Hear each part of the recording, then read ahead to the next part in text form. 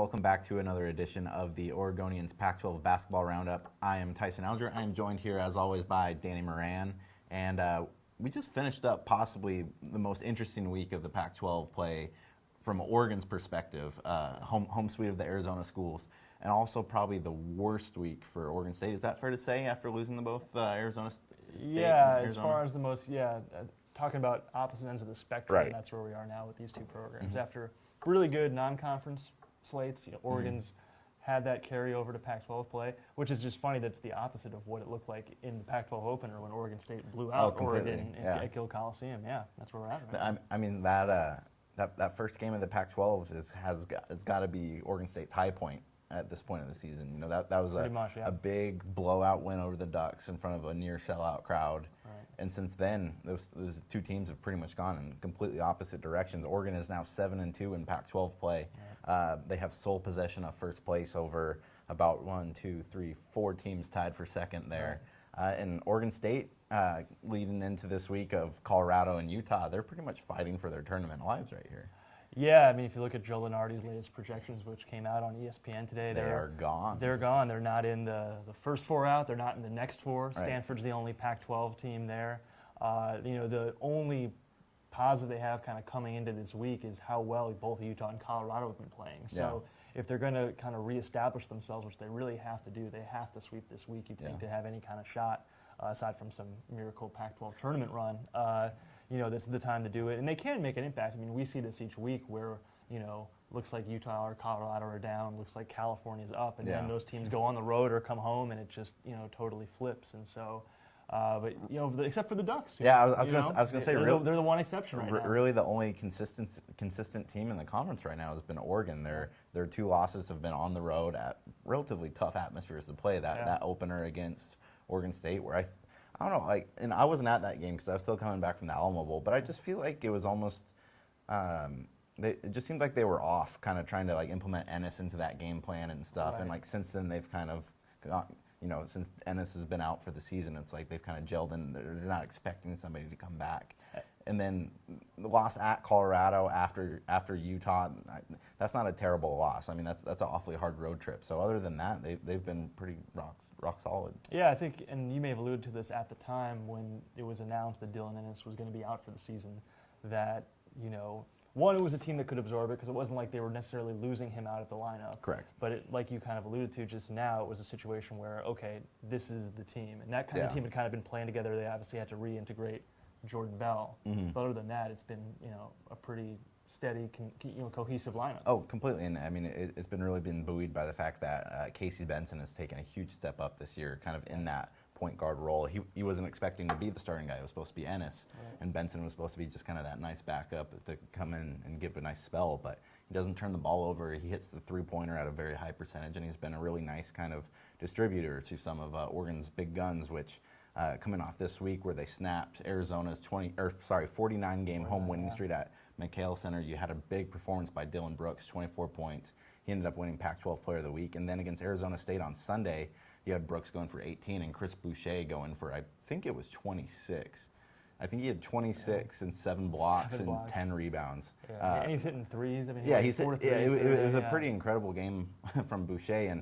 And earlier today, you had distributed out for us to fill out kind of halfway through the Pac-12 awards. Right, like mid-season awards, even though we're more than midway through the whole season. Yeah. Because we procrastinate. Yeah. But for newcomer of the year, I put Chris Boucher down because in terms of a guy who's had an impact nearly every single game Oregon's played, I think Boucher's been that guy. I don't think he's been their best player. I think Brooks has been their best player.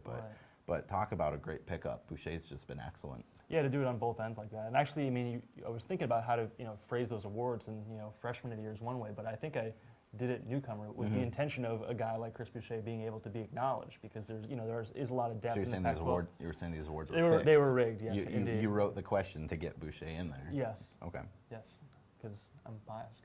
Yeah. No, but I mean, and you alluded to Benson. I mean, I was at the the game in Tucson where they won, and they had a season low 6 turnovers. Yeah. He's obviously been the most consistent guy as far as not turning it over all year, but that's paying off now. But for the Beavers, I mean, as we kind of alluded to, this is make or break week for them. Where do you kind of assess the Ducks being with this coming week? Maintaining that one-game lead, but like you said, it's against 4 teams Yeah. who can kind of get in there.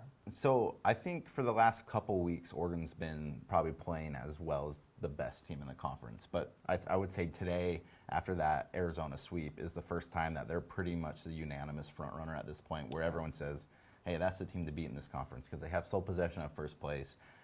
They've beaten the two best home teams in the conference in Utah and Arizona. They beat them at their houses.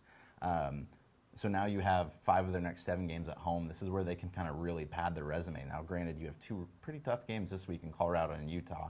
Colorado obviously beating Oregon earlier in the year. But if for me, this week is kind of about Oregon putting its stamp on the conference of, hey, this is kind of a parity-filled conference. There's a lot of crazy stuff going on, but we can make our statement of saying that we're the best in the conference this week if they go out and sweep those 2 teams. Although you probably shouldn't watch on Sunday because it's on Super Bowl Sunday. Thank you, Pac-12. Yeah, who made that decision? I'm not happy about it. It really mainly affects you. Well, I'll be listening on the radio, so. As you come back or writing your story, yeah. We all feel bad. Anyways, I'm not bitter, but but circling back to that for Oregon State, this is pretty much this is almost a situation the Ducks were in last year, where they came back from that Arizona trip, having lost to Arizona. And that was kind of the point where it's like, well, if we want to do anything with this season, we pretty much have to make our run right now. We can't wait any longer. Yeah, it's really now or never. I mean, this is kind of a young, an interesting team just as far as the youth on it. Kind of it's the same point we've talked about all year. But you have this, star player in Gary Payton II, who's in his senior year. So it's, a pretty good opportunity to make a run. Obviously, the conference wasn't expected to be as deep as it is. It was supposed to be, better than maybe prior years as far as balance. But I mean, still 8 teams in a lot of late projections. But Oregon State's obviously on the outside. I think. The curious thing too is, will Gary Payton II bounce back? He had 2 underwhelming games. Honestly, you don't want to knock him in the sense that he's been their most consistent guy all year. But he had 2 points. He was 1 for 7 at Arizona State. Kind of a really surprisingly quiet performance. And then at Arizona, a little bit better, but I think it was 4 for 12, 9 points, and so was their 3rd leading scorer in that game. And that's kind of surprising because he's previously kind of been a player who kind of elevates himself on the bigger stage. He played well against Oregon. He played, correct me if I'm wrong, but he had played pretty well against Kansas as well. Yeah. At least he got himself on TV with some highlight dunks. Right. Well, and their previous, not do or die game, but I mean, they were looking at a 4-game losing streak if they didn't beat USC. Correct. Prior to this Arizona trip, and he had 22 points, 15 rebounds, and 8 assists in that game. So, the best game of his season, you could argue, of his college career in that time. So to come off that and have this lull in Arizona, it was pretty bad timing, honestly. But once with him, nobody played remarkably consistently, and that's kind of been Oregon State's issue all year. They haven't had many consistent offensive scores. You've seen both in the starting lineup and off the bench, people be up and down, and then honestly the defense too. I mean, this past week in Arizona, that's the first time in 2 years that Wayne Tinkle's been with the program that teams have shot over 50% back-to-back games. So, that's, we saw it and kind of noticed that the defensive intensity wasn't there like it was last year, and now it's at a point where they're seeing teams that are clicking offensively, and it's really catching up with them. Okay, so wrapping up here a little bit, who do you have for conference MVP at this point? I'm going to go with you and say Andrew Andrews. I mean, nobody thought that this team would be 6-3 at this point. I don't think that will necessarily sustain itself down the stretch of conference play, but he's been up and down, but some of his spectacular games, and particularly the clutch factor of, he's been the person to rally them back when they've been down and should have lost some games too. He reminds me a lot of Joseph Young for Oregon last year, kind of propelling a team that wasn't expected to be in this part of the conversation. And it would just be tough for me to think that Young wins it last year with pretty darn similar numbers, and then Andrews wouldn't be the front runner for this one. I do think Dylan Brooks is playing himself into that conversation. Podol at Utah has been playing extremely well lately, but right now you got to give it to Andrews. I think those 3. I think Brooks is definitely trending upward. I think Brooks is probably number 2 at this point. Just how a lot of it's kind of what's in the more recent memory bank. Best player on the best right, team. but Pirtle's been really consistent when he stayed out of foul trouble. Josh Scott at Colorado's been under the radar. I think he's the most underrated player in the conference. Absolutely, because I mean now they're 6-3 and they're right in the mix for being at the top half or top third of the conference. And then Gary Payton II. I mean he's obviously had a bad week, but I think he's right in there. I think if you're going to pick 5, I don't think we're leaving anybody out. That would probably be the. Maybe Alford. I think UCLA has just been so up Yeah, and down. I mean, true. and I think an argument for him is when he's going they're yeah. a pretty good team, but he's had too many lulls, and I think to put him in that top 5. But Okay, and then last thing, do you think the standings kind of shake out as they are with Oregon winning? And we're not talking about tournament title, but just Oregon's got a 1-game lead over Colorado, USC, Utah, and Washington. Arizona's 2 games back there. I think Oregon's I think the key there is Oregon being 2 games up on Arizona. Utah and Colorado are both, I think, going to maybe stay into that mix to the end, but you just get the feeling that Arizona's going to catch on at some point once their guys start getting healthy. Yeah, they may get Alonzo Trier back, who was their leading scorer before he went out with a broken hand, and he's been out for a few weeks now. That's definitely hurt them.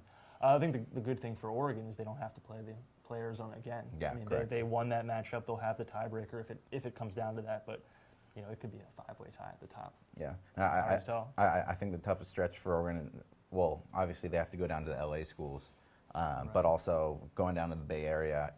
Cal's just one of those teams. Cal's probably going to finish like 8th in the Pac-12, but still have the potential to beat every team in the Pac-12 on any given day, especially if they end up getting healthy as well. Yeah, if they get a good matchup in the tournament, assuming they still make it there, which is, everything is kind of up in the air now, but they could be like a UCLA last year that, depending on their draw, can go to the Sweet 16 after having an underwhelming year. No Ty Wallace, though, so that hurts. Okay, so here we've been talking about the postseason and everything. We're really just hitting the halfway point, just a little bit past the halfway point. A lot of basketball left to play this season. As always, you can read our coverage on OregonLive.com/Ducks and /Beavers. We're both on Twitter at Tyson Alger, at Danny J. Moran, and we'll be back next week.